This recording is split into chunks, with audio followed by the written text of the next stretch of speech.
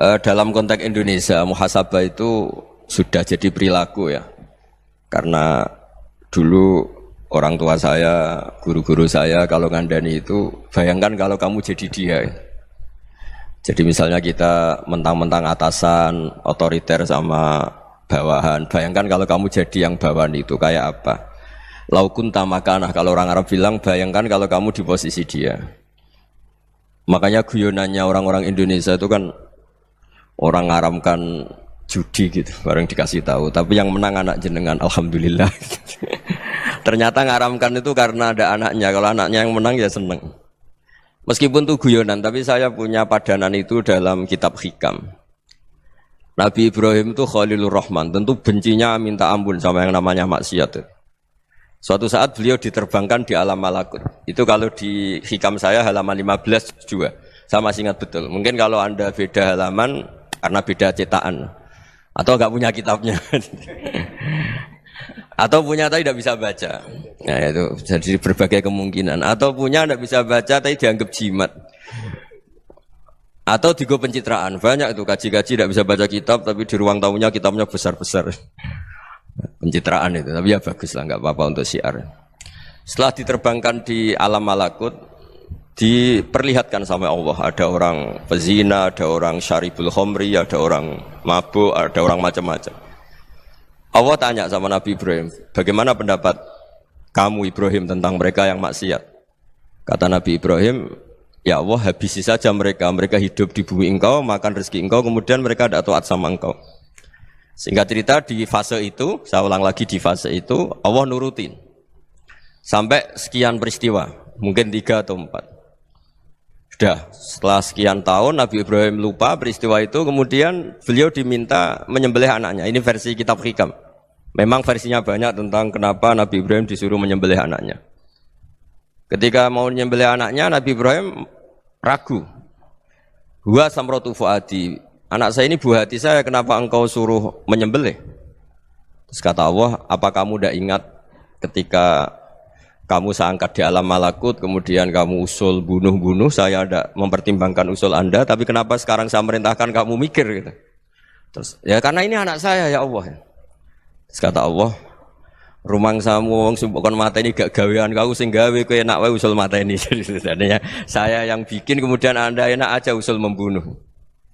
Semenjak itu Nabi Ibrahim itu di eranya itu asfaqun nas, orang paling sayang sama manusia.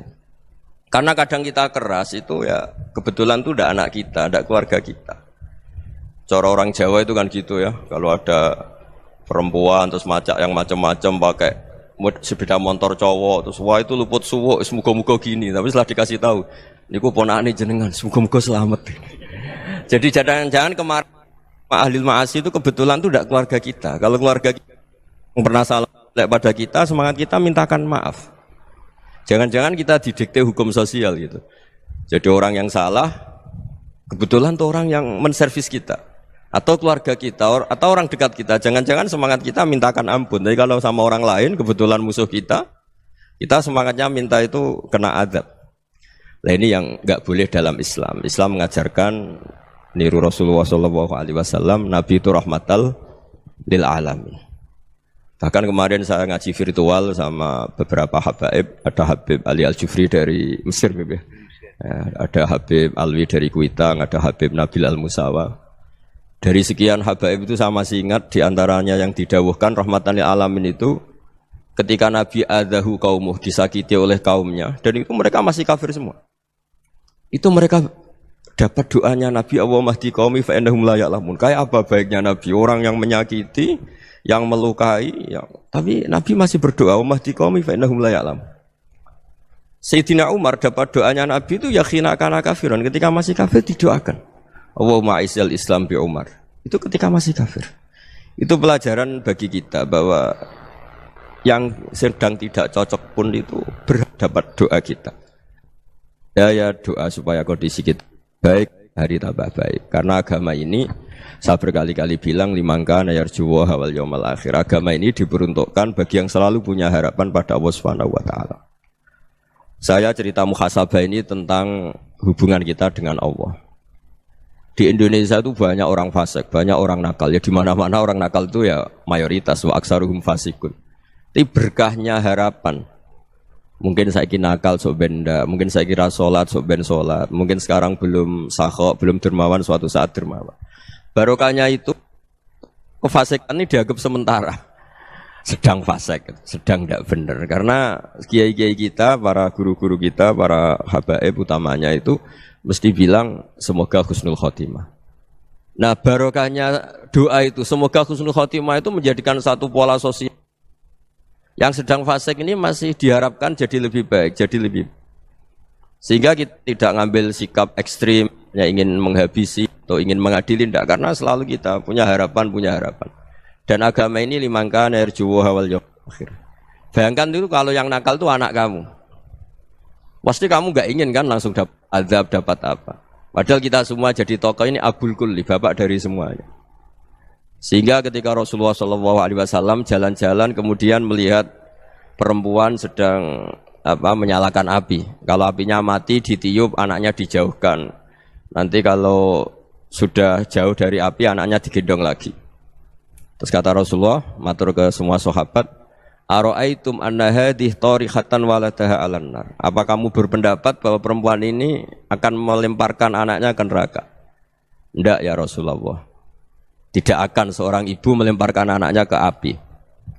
Terus kata Rasulullah, Allahu arhamu min hadih biwaladiha. Allah lebih rahman, lebih rahim dibanding orang tua ini kepada anaknya.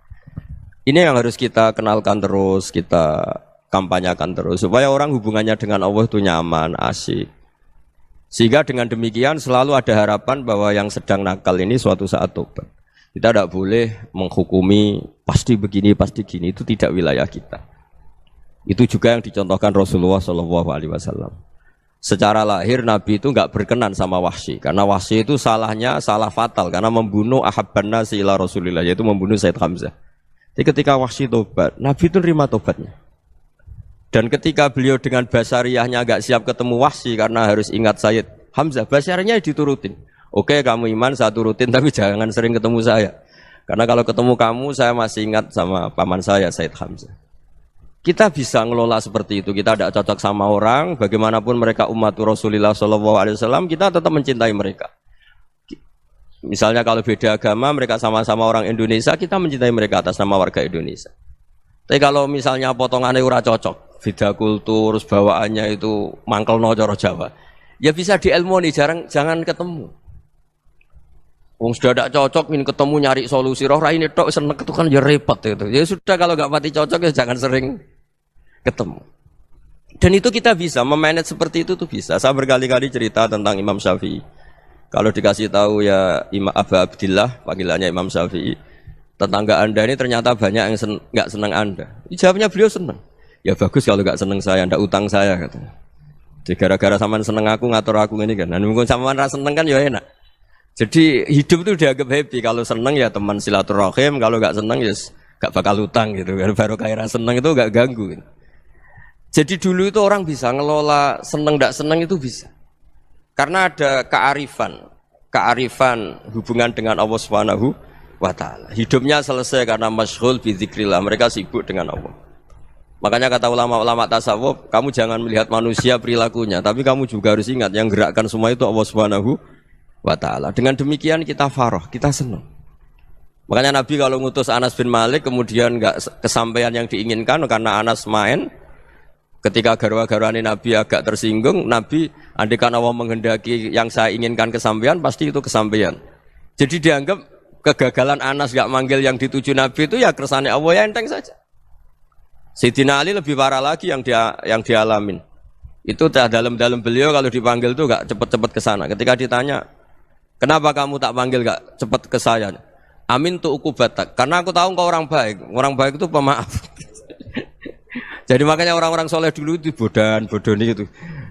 Makanya sekarang kalau ada orang bodoni itu mesti dibidik orang soleh.